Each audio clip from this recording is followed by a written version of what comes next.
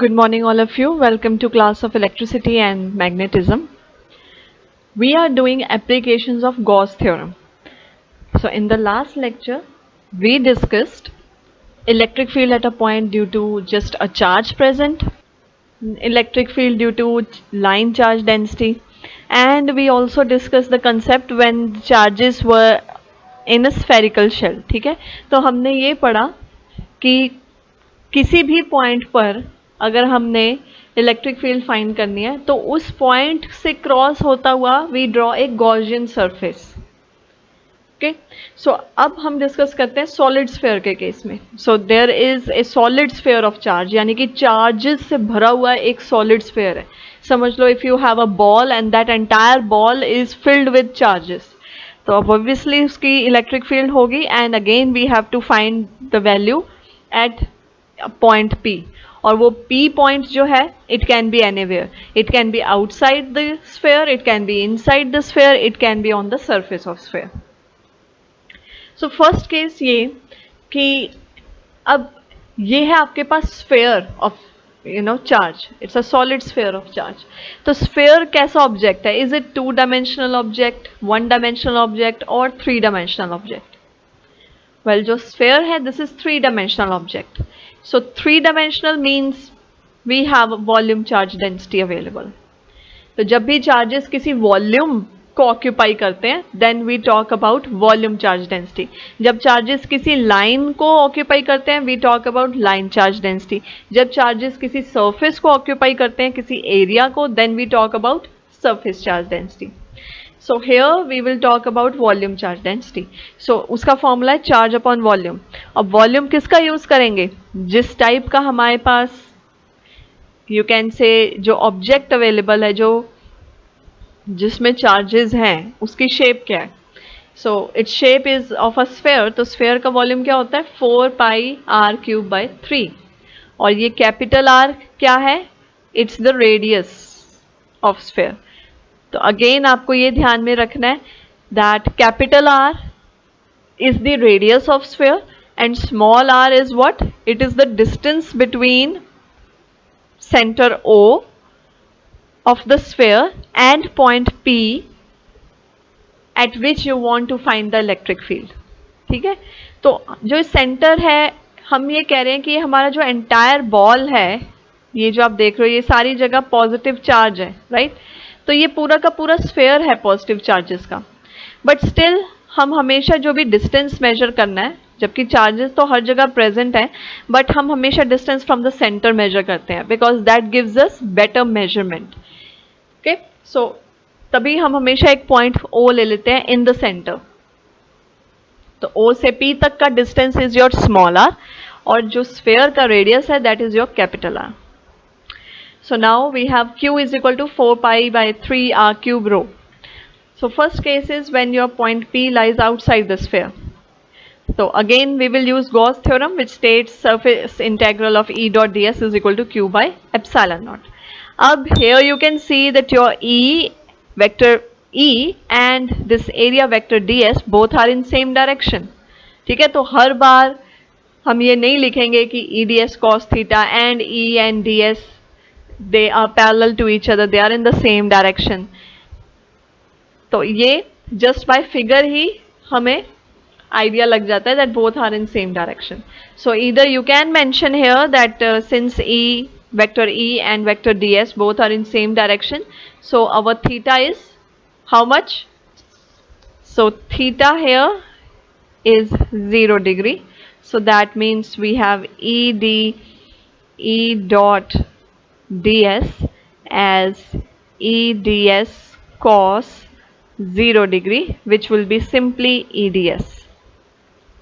Or without arrow if you write down any letter then that means it is magnitude. So यहाँ पर हमारे पास आ गया EDS equal to Q upon epsilon naught.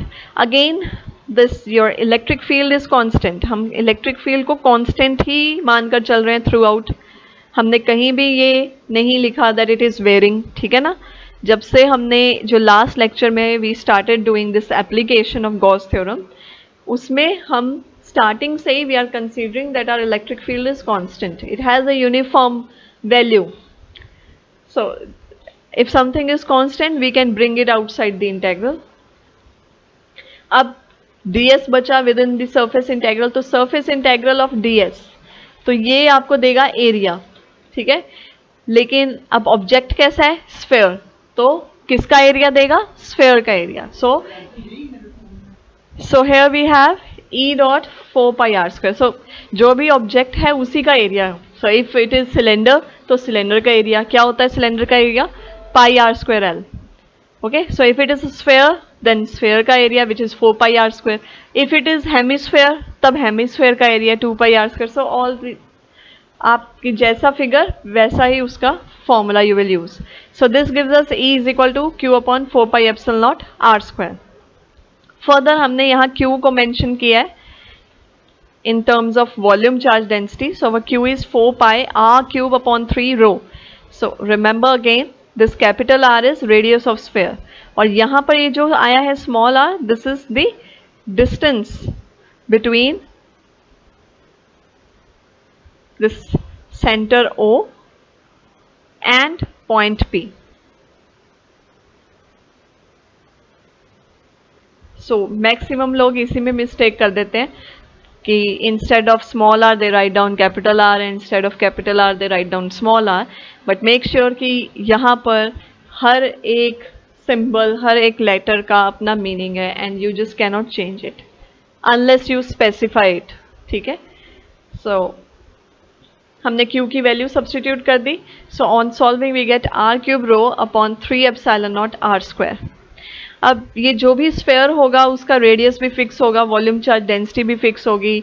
3 is a number, epsilon naught is again constant, absolute permittivity of free space. So ultimately again what we obtain here is that electric field जो vary कर रही है that is varying inversely with respect to square of distance between centre O and point P. तो ऐसा ही relation हमने spherical shell में भी ऑब्टेन किया था। So same case is here. So that means our E is inversely proportional to r square. The next case is when your point P lies inside the sphere. So अब यहाँ पर जो हमारे पास sphere है, point P where we want to find the value of electric field that is inside the sphere. ठीक है, तो ये आपका point P है, you can see here, this is your point P. तो अब Gaussian surface हम वहीं से draw करेंगे ना, it should pass through point P. So that's why अब Gaussian surface है within the sphere. और ये जो ब्लू रीजन है मतलब ये पूरा आपका एक्चुअल में स्फेयर है ऑफ चार्जेस। तो अगेन इसमें हम चलो जो चार्ज है हम कह देते हैं it's Q dash which is the charge enclosed in the Gaussian surface. But formula will be the same, फॉर्मूले में कोई डिफरेंस नहीं आएगा, 4 पाई r क्यूब बाई 3 रो। लेकिन इफ यू नोटिस हेयर, इस पर्टिकुलर केस में अगर हमने इस पर्टिकुलर गॉसियन सरफेस के लिए Q डैश निकालना है तो होगा तो ये 4 पाई रेडियस क्यूब अपॉन 3 रो ही है। बट ये रेडियस अब कौन सा आएगा, रेडियस हम जो भी ये रेडियस कंसीडर करते हैं ये हम गॉसियन सरफेस का रेडियस कंसीडर करते हैं। So let me mention here also, ठीक है। सी,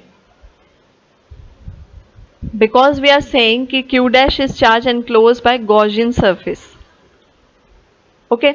और यहाँ पर पॉइंट O और पॉइंट P के बीच का डिस्टेंस क्या होता है, स्मॉल r। सो इसीलिए यहाँ पर हमने स्मॉल r लिखा है इन अवर फॉर्मूला। बट जो हमने चार्ज लिया है वो Q नहीं लिया, Q डैश लिया है, just to show that this is a different case. तो Q डैश आपका हो गया 4 pi r cube rho upon 3। But so यहाँ पर हमने क्या किया, रो की वैल्यू पुट कर दी। ये वैल्यू कहाँ से आई, फर्स्ट केस में से। फर्स्ट केस में हमारा रो था 4 pi capital R cube rho upon 3, I mean जो Q था, ठीक है। So there is a relation कि यहाँ पर जो रो है that includes capital R cube in the formula. तो हमने ये सब्सटीट्यूट कर दिया तो हमारे पास Q डैश आ गया Q R cube upon capital R cube. So Gauss theorem के अकॉर्डिंग अब जो आपका E डॉट ds है that should be equal to Q dash upon epsilon, अब ये डिफरेंस क्यों आया? क्योंकि हमने कंसीडर करना है कि गॉसियन सरफेस कितना चार्ज एनक्लोज कर रहा है। अब बिकॉज गॉसियन सरफेस एक्चुअल जो स्फेयर है उसके विद इन लाई कर रहा है, तो उस केस में हम Q नहीं ले सकते, बिकॉज जो Q है that is the charge enclose by the sphere. But जो चार्ज गॉसियन सरफेस ये सरफेस इंक्लूड कर रहा है दैट इज डेफिनेटली स्मॉलर। ठीक है ना, आप ये देखो कि ये जो आपका आउटर सर्कल है ये है आपका ओरिजिनल सॉलिड स्फेयर जिसमें कि सारी जगह पॉजिटिव चार्जेस हैं। यहां पर भी let me draw this positive charge just to show कि ये पूरा का पूरा स्फेयर पॉजिटिव चार्जेस का है। बट हमने पॉइंट P पर निकालना है वैल्यू, तो हमने पॉइंट P से पास होता हुआ एक गॉसियन सरफेस बना दिया। तो अब इस गॉसियन सरफेस में जितने चार्जेस होंगे हम तो उसी को कंसीडर करेंगे। तो क्या ये नंबर जो गॉसियन सरफेस एनक्लोज कर रहा है is it more than the charges with in this entire sphere और लेस? ऑब्वियसली लेस, क्योंकि एंटायर स्फेयर बिगर है और आपका गॉसियन सरफेस स्मॉलर है। ठीक है, so that's why it is not Q, it is Q dash. और सिमिलरली हम एप्सिलॉन नॉट लेते हैं जब हम Q को कंसीडर करते हैं, जो ओरिजिनल सरफेस है जो भी फिगर है उसमें अगर चार्ज Q है तो हमारे पास जो परमिटिविटी है वो एप्सिलॉन नॉट होती है। बट अगर आप कोई और सरफेस ले रहे हो और उसमें जो चार्ज एनक्लोज है इफ दैट इज वेरिंग, तो आप एब्सोल्यूट जो परमिटिविटी है वो भी डिफरेंट लोगे, तब आप एब्सोल्यूट नहीं लोगे। और what you can do, usually हम एप्सिलॉन नॉट को एब्सोल्यूट परमिटिविटी बोलते हैं, but in that case what you will do, आप एप्सिलॉन लोगे permittivity. Okay, and that is simply कि हम उसमें रिलेटिव परमिटिविटी भी मटेरियल की डाल देते हैं। अब वो जैसा भी मटेरियल है उसकी रिलेटिव परमिटिविटी को भी हम इंक्लूड कर देते हैं। So the main thing is कि इस केस में you will not use Q, you have to use some other value which is Q dash, and you cannot use epsilon naught, you have to use some other value and let it be epsilon. So ये आपके पास आ गया Q R cube upon epsilon capital R cube. Again E and ds both are in same direction. Most of the cases में हमारे पास यही है that both are in same direction. So if they are in same direction, then definitely this implies that our theta is 0 degree. So अब बार बार यहाँ लिखने की जरूरत नहीं, simply you can bring E outside. Again surface integral of ds, तो ये देगा area of whatever figure you have considered. तो यहाँ पर हमारा जो Gaussian surface है वो कैसा है? It is a sphere.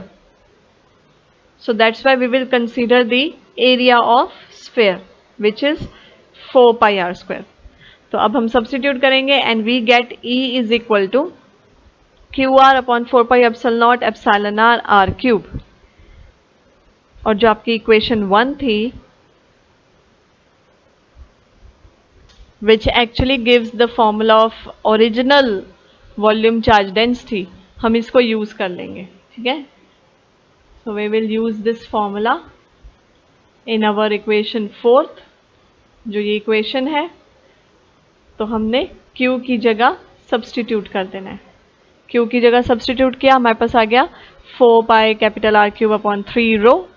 On solving we get rho R upon 3 epsilon naught epsilon R। Rho is constant, 3 is number, epsilon naught and epsilon R these are also constant values. तो जो very हो रहा है वो कौन सा चीज very हो रही है? R. So this implies that your electric field varies with R and that is directly proportional to R. So जैसे जैसे distance between center O and point P बढ़ेगा आपकी इलेक्ट्रिक फील्ड भी बढ़ेगी, that will increase. ठीक है, जैसे अगर हमारे पास ये रिलेशन होता है which is inversely relation, तो इसका क्या मतलब है? If R increases your E decreases. But जो डायरेक्टली प्रोपोर्शन का रिलेशन होता है उसमें क्या है? If your R increases your E also increases. Now the last case when your point P lies on the surface, तो इसके लिए हमारे पास सिंपल सॉल्यूशन है, स्मॉल r को कैपिटल R लिख दो because both are same now. तो जो हमारी इक्वेशन है fifth, that will become capital R rho upon 3 epsilon naught epsilon R. Okay, और अगर एप्सिलॉन आर जो relative permittivity of the material है, इफ दैट इज 1, तो आपके पास सिंपली जो इक्वेशन 4 है वो बन जाती है Q R upon 4 pi epsilon naught R cube. और इसमें भी ये सारी टर्म्स तो कांस्टेंट है, the only thing that is varying is your small R, क्योंकि हमने यही देखना है कि point P where we actually want to find the electric field वो कहाँ पर लाई कर रहा है, सो उसी का डिस्टेंस मैटर करता है। So here again we have this thing.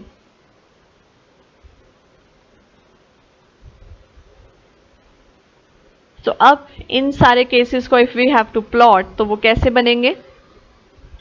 हमने देखा कि जब R आपका ग्रेटर देन R था, यानी कि point P when it was lying outside, so let me write down here that point P, okay, so उस टाइम पर क्या हमें आंसर मिला था, that E is inversely proportional to R square.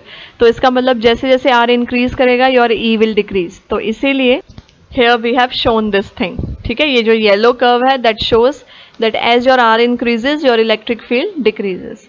और नेक्स्ट केस जब R इक्वल टू R है then we get maximum value.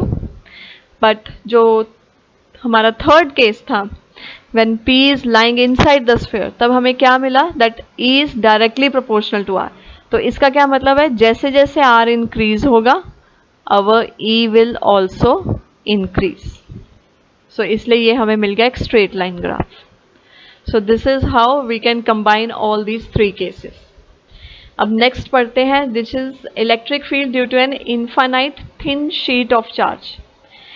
सो हमने जस्ट चार्ज प्रेजेंट उसका भी पढ़ लिया, हमने लाइन चार्ज डेंसिटी यानी कि एक लाइन पर काफ़ी सारे चार्जेस थे, हमने उसका भी पढ़ लिया, यानी लाइन चार्ज डेंसिटी हमने पढ़ ली।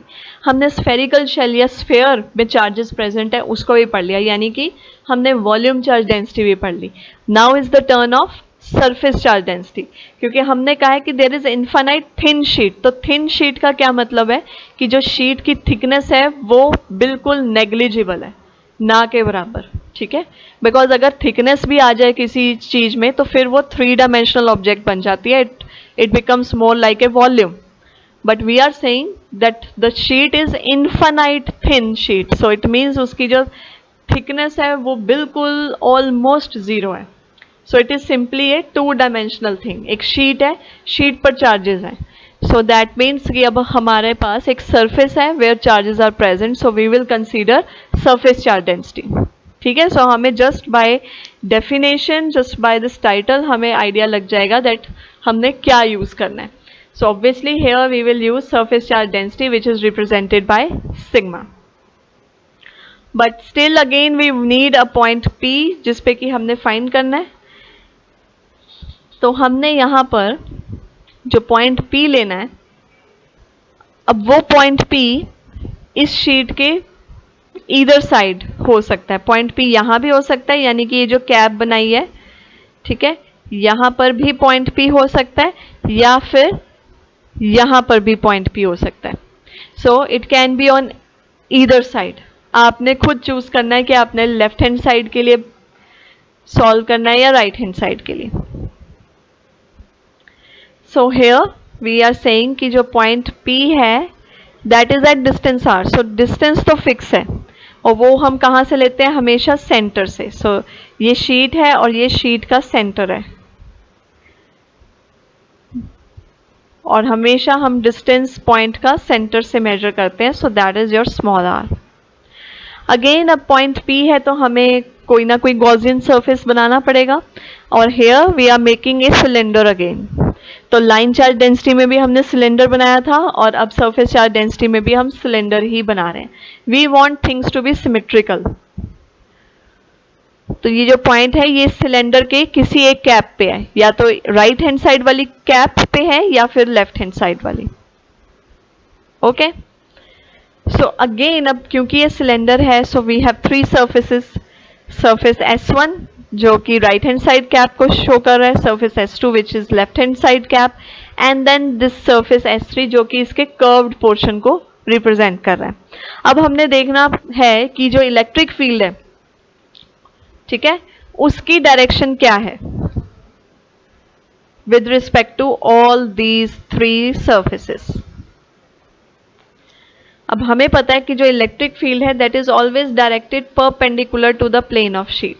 तो अगर प्लेन ऑफ शीट ऐसे है तो इलेक्ट्रिक फील्ड हमेशा उसके परपेंडिकुलर होगी। तो अगर शीट इस तरह से है वर्टिकली तो इलेक्ट्रिक फील्ड हमेशा हॉरिजॉन्टली होगी। It is always inclined in perpendicular direction. Okay, और क्योंकि ये पॉजिटिव चार्ज है तो पॉजिटिव चार्ज से हमें पता है कि जो इलेक्ट्रिक फील्ड है वो आउटवर्ड्स निकलती है, ठीक है, आउटवर्ड्स निकलती है। तो इसलिए राइट हैंड साइड पर भी देखो इलेक्ट्रिक फील्ड की डायरेक्शन आउटवर्ड्स है और लेफ्ट हैंड साइड पे भी इलेक्ट्रिक फील्ड की डायरेक्शन आउटवर्ड्स है। ओके, सो अब देखते हैं हमने अब जो ये आपका E.ds हम लिखते हैं ओवर द सरफेस S, तो उसको हम फिर से स्प्लिट कर देते हैं over the surface S1 plus over the surface S2 plus this integral over the surface S3। यहां पर भी चाहे आप S1 S2 S3 कर दो। सो अब E.ds निकालना है अबाउट S1। तो देखो S1 और E की डायरेक्शन कैसी है, और अगेन मैंने बताया कि ये जो आपका एरिया वेक्टर है ये भी परपेंडिकुलर होता है। Area vector, just a minute, area vector is always perpendicular to the area और सरफेस। जो भी आपका सरफेस है तो आपका वेक्टर भी परपेंडिकुलर है। तो अगर आपका सरफेस तो वर्टिकल है, ठीक है, ये है ना आपकी कैप, तो अगर सरफेस आपका वर्टिकल है तो उसका वेक्टर आपका हॉरिजॉन्टल होगा। सिमिलरली ये अदर पोर्शन जो बनाया है ये है जो आपका पूरी ट्यूब, तो इसमें आपका ये सरफेस वर्टिकल है बट आपका जो वेक्टर है दैट विल बी परपेंडिकुलर, ठीक है। इसको आप दूसरी साइड भी दिखा सकते हैं। सो दोनों केसेस में जो आपका सरफेस वेक्टर्स हैं वो भी परपेंडिकुलर हैं। और आप देखो कि इलेक्ट्रिक फील्ड भी इसी डायरेक्शन में है तो S1 भी इसी डायरेक्शन में, और सरफेस S2 में आपकी इलेक्ट्रिक फील्ड इस डायरेक्शन में है, यानी कि दोनों सरफेसेस इलेक्ट्रिक फील्ड की ही डायरेक्शन में है। सो सरफेस S1 में भी हमारे पास जो एंगल है दैट इज 0 डिग्री, सो हमारा आंसर आएगा EDS। और सरफेस S2 में भी हमारा एंगल 0 डिग्री है and we will get EDS। But what about surface S3? अब ये जो आपका सरफेस S3 है इस केस में आपका जो सरफेस है वो हॉरिजॉन्टल है, ठीक है, कर्व्ड पोर्शन। तो इसका एरिया वेक्टर कैसा होगा? हमेशा परपेंडिकुलर। तो ये है आपका एरिया वेक्टर परपेंडिकुलर। तो S3 का जो वेक्टर है वो परपेंडिकुलर है और इलेक्ट्रिक फील्ड कैसे है? हॉरिजॉन्टली। तो E और S में कैसा एंगल बनेगा? 90 डिग्री। ओके, तो अगर इसको मैं ऐसे एक्सपेंड कर दूं तो this is your 90 degree angle, ठीक है। हमेशा जो एरिया वेक्टर है that is perpendicular to the surface. तो अब आपका सरफेस हॉरिजॉन्टली है तो परपेंडिकुलर इस डायरेक्शन में हो जाएगा, वर्टिकल डायरेक्शन में आपका एरिया वेक्टर आ जाएगा। बट जो इलेक्ट्रिक फील्ड है वो तो आपकी हॉरिजॉन्टल डायरेक्शन में ही है। So here they will be at right angle to each other. So third case में angle is 90 degree and cos 90 is 0। तो अब हम इन सबको कंबाइन करते हैं। फर्दर हमें ये भी पता है जो सरफेस चार्ज डेंसिटी है उसका फॉर्मूला होता है Q अपॉन एरिया, ठीक है। तो गॉस थ्योरम क्या कहती है? E.ds should be Q upon epsilon naught. Q को we can write down sigma S, fine. So ultimately ये जो तीनों का हमने सम किया that is equal to sigma S upon epsilon naught. So that means EDS plus EDS equal to sigma s upon epsilon naught. E आपका constant ही है. जब आप ds, अब यहां पर एक एक सरफेस जस्ट एक सरफेस है. ओके, आप ये सोच रहे होंगे कि ये तो हमने सिलेंडर कंसीडर किया तो हमें सिलेंडर का एरिया लिखना है. नो, वो हम तब लिखते अगर हम सिर्फ सिंपली EDS. सो वो तब होता अगर हम एक कंप्लीट सिलेंडर को कंसीडर करते और E dot D S entire cylinder के लिए निकालते. बट यहाँ हमने क्या किया है, हमने सिलेंडर तो डेफिनेटली कंसीडर किया है बट उसको पार्ट्स में डिवाइड कर दिया. राइट पार्ट, ये लेफ्ट पार्ट जो उसका टॉप बॉटम होता है बेसिकली, और उसका कर्व्ड पार्ट. तो ये अब सिलेंडर नहीं रह गया. अगर आप सिर्फ S1 को देखो, इज इट सिलेंडर? नो, ये तो एक सरफेस है. Similarly S2 is also surface. Similarly जो S3 है, ये जो राउंड पोर्शन है, ये भी तो एक सरफेस ही है. आपको पता है कि अगर हम एक रेक्टेंगुलर शीट ले लें और उसको कर्ल कर लें, इसको इस तरह से, इसको ऐसे रोटेट कर दें, तो वो सिलेंडर की फॉर्म ले लेती है. ठीक है ना? यहां पर ये सब सरफेस है. तो सरफेस का जब आप इंटीग्रेशन करोगे तो उसको हमने सिंपली S लिख दिया दोनों केस में, because we don't know. Surface ds का इंटेग्रल आपका एरिया ही है, सिंपली सरफेस. ठीक है, और E ऑलरेडी कांस्टेंट है, तो ES plus ES sigma S upon epsilon naught, 2ES sigma S upon epsilon naught. So we get E is equal to sigma upon 2 epsilon naught. तो एक sheet से आपके पास जो इलेक्ट्रिक फील्ड है वो ये आ गई. अब नेक्स्ट टॉपिक हमने क्या किया कि पहले हमने सिर्फ एक शीट के लिए निकाली, अब हमने ऐसी दो शीट्स रख ली, वो भी पैरेलली अरेंज कर ली. अब we will find the electric field. So now we have two parallel sheets. तो दोनों शीट्स पॉजिटिवली चार्ज हमने ली है, तो दोनों की जो है, तो ये भी सरफेस, तो इनकी सरफेस चार्ज डेंसिटी एक की होगी सिग्मा ए एंड दूसरी शीट की sigma B, and these sheets are placed parallel to each other. तो अब जो इलेक्ट्रिक फील्ड है ऑब्वियसली ये तो बाहर निकलती है, राइट? तो हमने जब इन दो शीट्स को अरेंज किया है तो हमारे पास एक तरह से 3 रीजन्स बन गए. Region 1, region 2, region 3. So region 1 is to the left of this first sheet, region 3 is to the right of this second sheet, और रीजन 2 इन दोनों शीट्स के बीच में है. So definitely there would be some difference. So let's discuss. तो पहले reason 1 देखते हैं. What is happening there? Electric field due to both the sheets is directed towards their left, यानी कि along negative x axis. यहां पर क्या होगा, क्योंकि पॉजिटिव चार्ज है तो मैंने बताया कि पॉजिटिव चार्ज में आपके पास जो इलेक्ट्रिक फील्ड है वो आउटवर्ड्स ही निकलती है, रेडियली आउटवर्ड्स. तो अब अगर हमारा सपोज कोई पॉइंट है विच इज इन रीजन 1, तो जो ये फर्स्ट शीट है इसकी जो इलेक्ट्रिक फील्ड है वो कैसे निकलेगी? Obviously in this direction. और अगर हम सेकंड शीट का भी इफेक्ट देखना चाहते हैं तो उसका भी इफेक्ट कैसे होगा? In this direction. ठीक है ना? अगर हमने टुवर्ड्स P देख रहे हैं तो ये दोनों जो इलेक्ट्रिक फील्ड्स हैं इनकी डायरेक्शन कैसी होगी? Along negative X axis, because they are moving towards left hand side. तो अब अगर हमने इलेक्ट्रिक फील्ड निकालनी है फर्स्ट रीजन में, so that will be electric field due to A sheet plus electric field due to B sheet. अब sheets के कारण इलेक्ट्रिक फील्ड हमें पता है, ठीक है ना? उसका क्या फॉर्मूला है? Sigma upon 2 epsilon naught. ये है due to one sheet. So first sheet A sheet का हमने लिख दिया sigma A upon 2 epsilon naught minus iota, that represents negative X direction.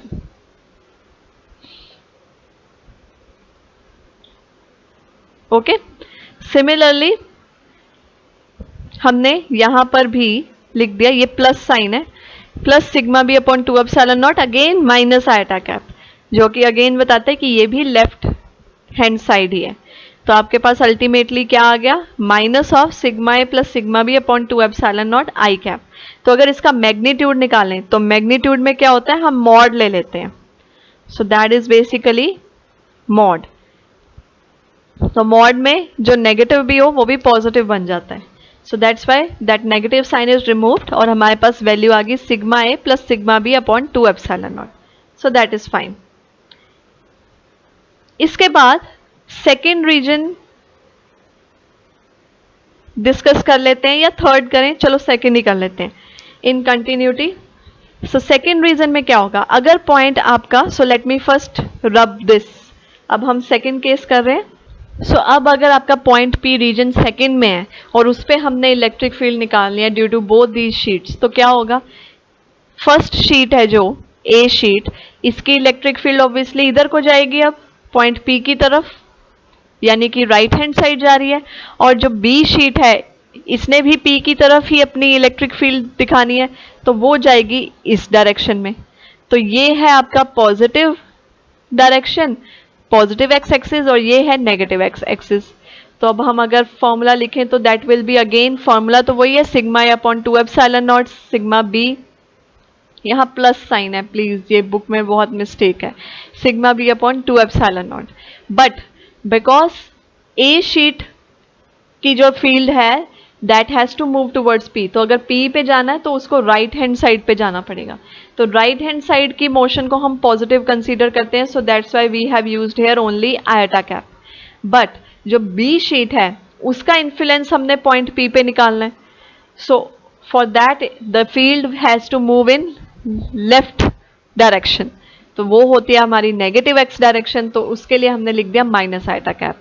So if we combine तो हमारे पास क्या मिल गया, sigma A minus sigma B upon 2 epsilon naught iota cap. तो रीजन सेकंड का भी आ गया. नाउ सो इन मैग्नीट्यूड भी हमारे पास यही रहा. अब डिस्कस करते हैं region third. So region third में क्या हो रहा है. So now our third case is when we want to find the electric field due to these two sheets in region third. तो अब सपोज हमारा पॉइंट P रीजन थर्ड में है, तो इस पे अगर हमने इलेक्ट्रिक फील्ड निकालनी है due to these two sheets, तो कैसी होगी, जो ए शीट की इलेक्ट्रिक फील्ड है that will also move in right hand side direction, because हमने P पर उसका इफेक्ट देखना है, ठीक है. और P कौन किस साइड पर है, it is on the right hand side. Similarly जो बी शीट का इन्फ्लुएंस है उसकी भी electric field right hand side ही जाएगी, बिकॉज हमने पी पे मेजर करनी है या इस पर्टिकुलर रीजन में. So now both the electric fields they are directed in positive x direction, दोनों पॉजिटिव एक्स डायरेक्शन में है. तो अब हमारे पास जो फॉर्मूला होगा उसमें हमारे पास आ गया plus I cap. So sigma a upon 2 epsilon naught iota cap plus sigma b upon 2 epsilon naught iota cap. So combine करके sigma a plus sigma b upon 2 epsilon naught I cap. और magnitude भी हमारे पास same ही रहेगा. सो ये हमारे पास 3 regions के लिए आ गए. अब इसका स्पेशल केस क्या है, अभी तो हमने कहा कि जो ए शीट है उसकी surface charge density sigma A है और बी शीट की surface charge density sigma B है.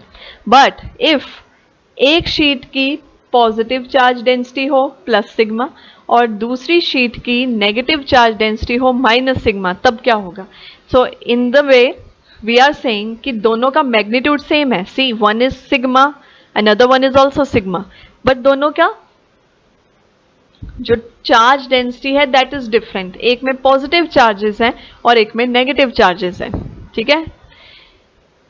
सो उस केस में क्या होगा, फर्स्ट रीजन में हमारा फॉर्मूला क्या था, तो ये जो तीनों दिखाए हैं ये मैग्नीट्यूड्स दिखाए हैं. रिमेंबर जब भी एरो नहीं लिखा हुआ तो वो मैग्नीट्यूड है.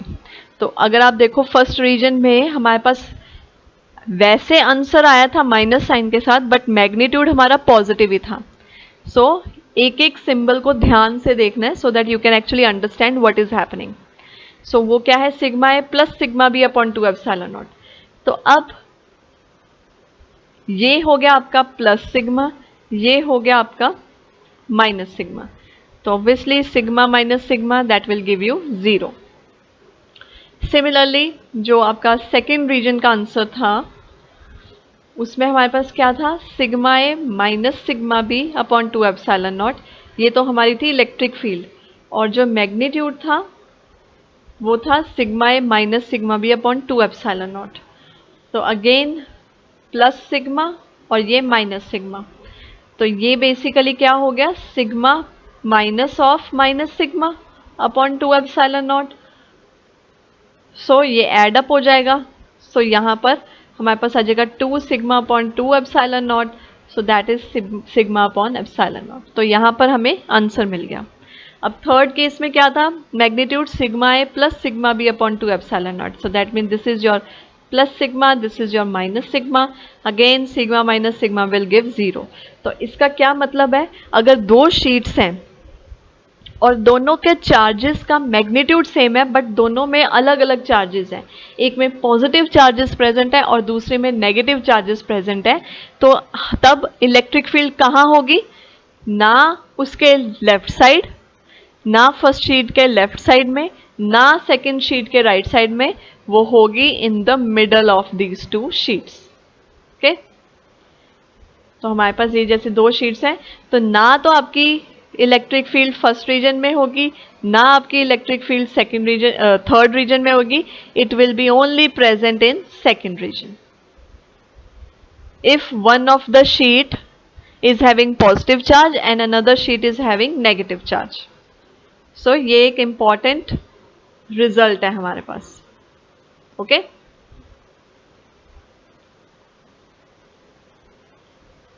सो यहाँ पर लिखा है कि thus electric field only occurs in between the plates of the sheets या in between the sheets, और this is case it actually makes its use in parallel plate capacitor। तो आपने कैपेसिटर पढ़े होंगे, तो उसमें हम पैरेलल प्लेट कैपेसिटर को हम वैसे भी पैरेलल लाइन से डिनोट करते हैं, ठीक है ना, इस तरह।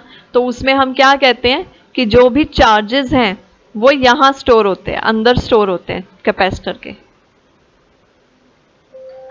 सो जो भी इलेक्ट्रिक फील्ड वो तभी होगा जब इलेक्ट्रिक फील्ड है विद इन दीज प्लेट्स, और वो हमने केस देख ही लिया कि जब आप कैपेसिटर के एक साइड पे पॉजिटिव पोटेंशियल दो, दूसरी साइड पे नेगेटिव पोटेंशियल, तब उसके सेंटर में उन दो प्लेट्स के मिडल में इलेक्ट्रिक फील्ड जनरेट होएगी and charges will be stored. Okay, so that's all for today. This is also very important concept.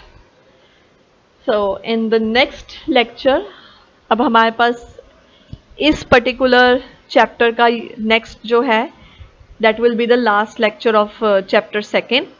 So उसमें हम डिस्कस करेंगे charge inside the conductor, charge outside the conductor, और एक differential form है Gauss law की, and with that our chapter will finish. ठीक है, and side by side I am giving you the homework also to make notes of those videos जो कि chapter 1 की हैं।